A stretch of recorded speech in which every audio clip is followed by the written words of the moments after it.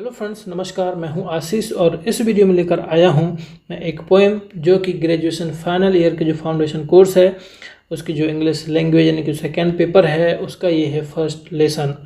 तो मैं फ्रेंड्स आपको बता दूं कि अगर आप फाइनल ईयर में आए हुए हैं और आप पढ़ना चाहते हैं कि आपकी जो इंग्लिश है उसका फर्स्ट लेसन क्या है, तो आप इस वीडियो को लास्ट तक देखते रहिए।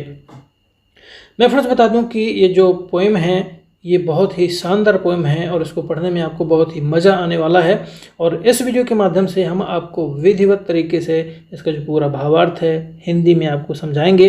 बस आपको थोड़ी देर इसको सुनते बस रहना है, यानी कि इस वीडियो को पूरा का पूरा आपको देखना है और ध्यानपूर्वक सुनना भी है। तो यहाँ पर फ्रेंड्स देखिए कि इसका ये जो पोएम है ये है stopping by woods on a snowy evening.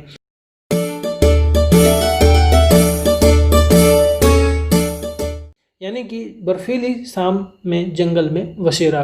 यहाँ पर फ्रेंड्स हम आपको कुछ चीज़ें बताने वाले हैं कि यहाँ पर देखिए जो स्नोवी शब्द है यानी कि जो स्नोवी वर्ड है उसका भावार्थ होता है हिम से भरी हुई शाम। एक आप यहाँ पर देखिए बर्फीली शब्द का यहाँ पर यूज किया गया है, तो आप सोच रहे होंगे कि आइस मीन्स भी बर्फ़ होता है। तो मैं फ्रेंड्स बता दूं कि जो आइस जो शब्द है वो होता है किसी कोई बर्फ़ का जो बड़ा टुकड़ा होता है, कोई खंड होता है, उसको हम आइस बोलते हैं। लेकिन ये जो स्नोवी इवनिंग है यानी कि जो ऐसी शाम जिसमें बहुत ज़ोरदार हिमपात हो रहा है, यानी कि बर्फ़ की जो छोटी छोटी बूंदें हैं, जो हिम की जो छोटी छोटी बूंदें हैं वो जब गिर रही होती हैं तो उसको हम स्नोवी इवनिंग कहते हैं। जैसे कि आप यहाँ पर देखते होंगे कि जब बहुत ज़ोरदार ठंडी होती है, हालांकि इस तरह की ठंडी कभी कभी ही अपने यहाँ पर इंडिया में होती है, कुछ हिस्सों में हो सकता है, लेकिन मैं एमपी का रहने वाला हूँ तो मैं आपको बता रहा हूँ कि यहाँ पर इस तरह की स्थिति बहुत कम आती है कि जब हिमपात होता हो। लेकिन ठंडियों में आप देखते होंगे कि किस तरह से कोहरा छा जाता है। हमारे यहाँ पर कोहरा होता है, लेकिन कोहरा उसका एक छोटा रूप है, लेकिन जब और ज़्यादा ठंड होने लगती है तो जो कोहरे की छोटी छोटी बूंदें हैं वो बर्फ़ में कन्वर्ट हो जाती हैं और वो नीचे गिरने लगते हैं। जिस तरह से कोहरा गिरता है तो उसको हम हिमपात कहते हैं, यानी कि जब बर्फ़ की छोटी छोटी बूंदें ज़मीन में गिरने लगती हैं आसमान से तो उसको हम हिमपात कहते हैं। स्टॉपिंग बाय वुड्स, अगली बात हम यहाँ पर आपको बताने वाले हैं। जो वुड्स वर्ड है यहाँ पर देखिए वुड मीन्स होता है लकड़ी, और यहाँ पे जब हमने एस लगा दिया तो हो जाता है इसका भावार्थ जंगल।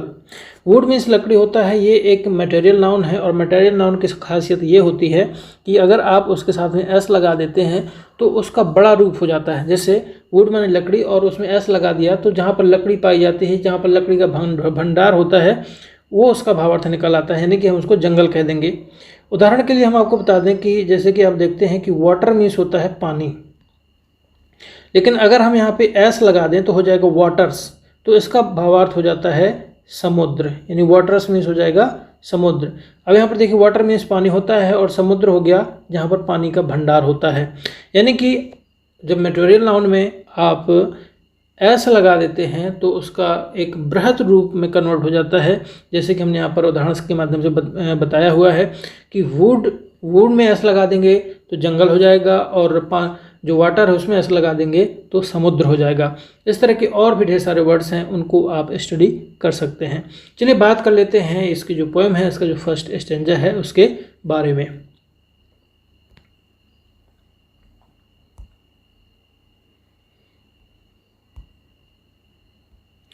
यहाँ फ्रेंड्स देखिए इसका जो फर्स्ट स्टेंजा है वो है whose woods these are I think I know his house is in the village though. Whose woods these, ये जंगल किसके हैं, यानी कि ये जो जंगल हैं वो किसके हैं, यानी कि ये जो जंगल हैं वो किसके हैं। आई थिंक मुझे लगता है, आई नो मैं जानता हूँ। कब यहाँ पर कह रहा है कि ये जंगल किसके हैं, मुझे ऐसा लगता है कि मैं इस जंगल से भली भांति परिचित हूँ पहले से ही, और मुझे पता है कि इस जंगल में क्या क्या चीज़ें पाई जाती हैं, और यानी कि ये जंगल में जो पेड़ हैं वो किसके हैं ये मुझे भली भांति पता है। और उसे ये भी पता है his house is in the village दो मीन्स होता है हालांकि या यद्यपि। ऑल दो मीन्स भी यद्यपि होता है, हालांकि होता है, और दो मीन्स भी यद्यपि और हालांकि होता है। यहाँ पर कवि कह रहा है कि मुझे पता है कि मेरा जो घर है वो गांव में है, यानी कि यहाँ पर मेरा घर नहीं है जंगल में, मेरा घर कहाँ पर है, गांव में है। He will not see me stopping here, वह रुकने नहीं देगा, वह रुकने नहीं देगा मुझे स्टॉपिंग हियर, यहाँ पर। To watch his woods fill up with snow, to watch his woods यानी कि ये जो जंगल है मुझे यहाँ पर रुकने नहीं देगा अपने आप को बर्फ से ढकते हुए। यानी यहाँ पर आप देखें कि इस भावार्थ को समझने की कोशिश करिए कि जो पोइट है, जो रॉबर्ट फ्रॉस्ट हैं, वो यहाँ पर एक इच्छा जता रहे हैं कि मैं इस जंगल में रुककर, ये जो शाम है, हिमपात होती हुई शाम है जिसमें ऊपर से आसमान से हिमपात हो रहा है, बर्फ़ गिर रही है, और मैं चाहता हूँ कि ये इस जो सुनहरा दृश्य है यहीं पर मैं रुककर, खड़े होकर मैं अपने घोड़े को रोक दूं और यहीं पर खड़े होके मैं इस जंगल की जो छटा है, इस जंगल की जो सुंदरता है, जब हिमपात हो रहा है और मैं हिमपात होते हुए ये जो पूरा जंगल है उसको हिम से ढकते हुए मैं अपनी आँखों से देखना चाहता हूँ। ये उसकी बहुत ही इच्छा है, ये बहुत ही लालसा है, और उस लालसा को उसने फर्स्ट स्टेंजा में व्यक्त किया हुआ है। आगे यहाँ पर देख लें सेकेंड स्टेंजा में, my little horse must think it queer to stop without a farmhouse near, between the woods I frozen lake the darkest evening of the year. My little horse, मेरा जो घोड़ा है, little यानी कि छोटा घोड़ा, मेरा जो घोड़ा है यानी कि छोटा घोड़ा भी उसको कह सकते हैं, मस्ट थिंक सोचेगा, इट क्वेयर कि कितना अजीब है, to stop without a farmhouse near कि आसपास यहाँ पर कोई फार्म हाउस नहीं है और यहाँ पर रुकना बड़ा अजीब है, बिटवीन द वुड्स यानी जंगल और फ्रोजन लेक जमी हुई झील के बीच में जहाँ पर कोई आसपास में फार्म हाउस नहीं है, यहाँ पर रुकना कितना अजीब है, ऐसा घोड़ा सोच रहा होगा। यहाँ पर ऐसा पोइट बोलता है। आगे कहता है the darkest evening of the year, यद्यपि ये जो शाम है वो इस साल की सबसे काली शाम है या काली रात कह सकते हैं, यानी कि ये जो शाम है वो बहुत ही अंधेरी रात होने वाली है आज की, और ये वर्ष की सबसे अंधेरी रात कह सकते हैं या सबसे काली घनी शाम कह सकते हैं। ये इसका भावार्थ है सेकेंड स्टेंजा का। आगे देखिए, he gives his harness bells a shake to ask if there is some mistake. he gives his harness, यहाँ फ्रेंड्स देखिए जो ही वर्ड है यहाँ पर जो हॉर्स है उसके लिए इंगित करता है, यानी कि ही यहाँ पे डिफाइन करता है हॉर्स को। तो यहाँ पर देखिए he gives his harness bells a shake। Harness bells का मतलब होता है कि जो घोड़े की जो साज सज्जा होती है, आप देखते हैं घोड़े को एक बढ़िया सा सजा दिया जाता है, उसको काफ़ी चीज़ें पहना दी जाती हैं, उसमें घंटियाँ भी लगी होती हैं, तो जो साज सज्जा है उसको हार्नेस बोला जाता है। He gives his harness bell a shake, और शेक का मतलब होता है हिलाना, यानी कि घोड़े की जो साज सज्जा में जो घंटियाँ लगी हैं उनको वो हिलाकर टू आस्क पूछता है if there is some mistakes कि क्या कोई गलती हो गई है क्या। यहाँ पर घोड़ा अपनी जो घंटी है लगी है उसके पास में, उसके बॉडी में उसकी जो साज सज्जा है उसमें जो घंटियाँ लगी हैं उनको वो हिलाकर यानी कि बजाकर पूछ रहा है कि क्या कोई गलती हो गई है क्या। The only other sounds the SVEEP of AG wind, यानी कि एक जो साधारण सी बहती हुई जो हवा है, एजी विंड का मतलब धीमी बहती हुई हवा। एंड डाउनी फ्लेक, डाउनी का मतलब होता है रोएदार, और फ्लेक मीन्स होता है बूंदें, रोएदार बूंदों का गिरना नीचे, रोएदार बूंदों को गिरने और जो धीरे धीरे जो हवा चल रही है उसकी आवाज़ सुनाई देती है। यानी कि कवि कह रहा है यहाँ पर कि इस घने जंगल में एक तो जो घोड़े की जो बेल्स है उसकी आवाज़ सुनाई देती है, और ओनली अदर साउंड्स, और जो दूसरी आवाज़ है वो है धीमी हवा और जो आसमान से गिरती हुई रोएदार जो हिम हैं, हिम के जो कण हैं, हिम की जो बूंदें हैं, उसकी जो आवाज़ है वो सुनाई देती है। यानी कि यहाँ पर दो तरह की आवाज़ें सुनाई देती हैं, पहले तो हार्नेस बेल्स की आवाज़ सुनाई देती है और दूसरी जो आवाज़ है वो sounds of sweeps, sounds the sweep of edgy wind and a downy flake. Sweep means होता है बहना, स्वीप मीन्स सफाई भी करना होता है।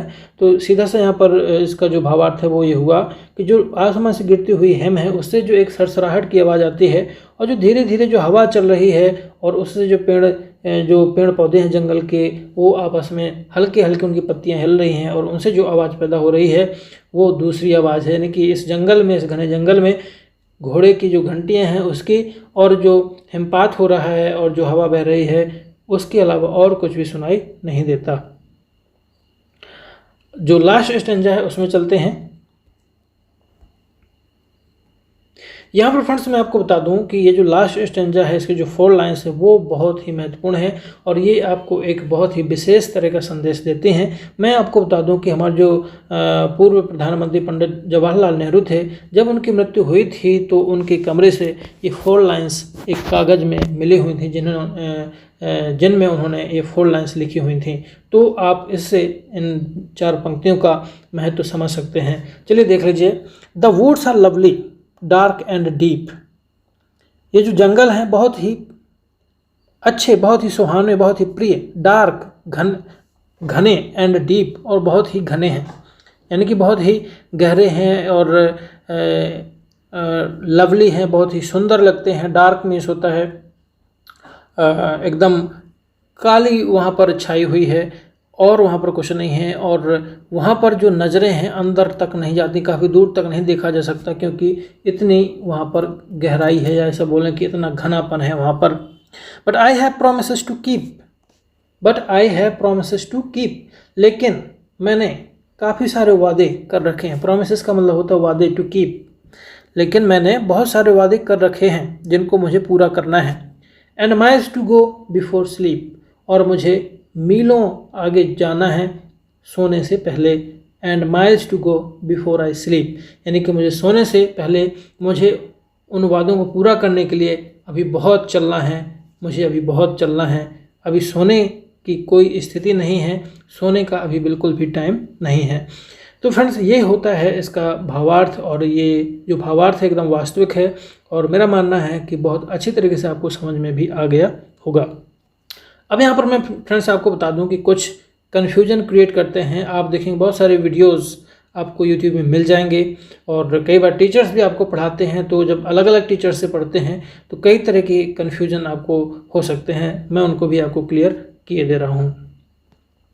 यहाँ पर बिफोर आई स्लीप, यहाँ पर कुछ लोग भावार्थ ऐसा निकालते हैं कि मुझे मरने से पहले अभी बहुत दूरी तय करनी है, यानी कि यहाँ पर जो स्लीप जो वर्ड्स है उसको वो डाई से इंगित करते हैं। तो इस बात का फ्रेंड्स आपको ख्याल रखना है और इसका जो भावार्थ होता है वो स्लीप ही है, यानी कि जो कवि है वो ये कह रहा है कि मैं इस घने जंगल में हूँ और आस-पास रुकने की कहीं पर कोई जगह नहीं है और मैं घर में ही जाके रुक पाऊँगा और मेरा घर क्योंकि बहुत दूर है तो जब मैं इतना लंबा सफ़र तय करूँगा तो निश्चित रूप से मुझे बहुत गहरी नींद आ जाएगी, लेकिन मुझे नींद में आने से पहले मेरे पास बहुत सारे काम हैं, मेरे बहुत सारे वादे हैं जिनको मुझे पूरा करना है। तो ये इस तरह का भावार्थ है इस पोएम का। मेरा मानना है कि ये पोएम आपको बहुत अच्छी लगी होगी और यदि कोई समस्याएं हैं तो मुझे कमेंट करके लिख सकते हैं। और ये वीडियो कैसा लगा, ये इस पोएम का भावार्थ आपको कैसा लगा, ये भी अगर आपको अच्छा लगा तो हमें कमेंट करके बता सकते हैं। फ्रेंड्स इस वीडियो को देखने के लिए आपको बहुत बहुत धन्यवाद। आपका दिन शुभ हो।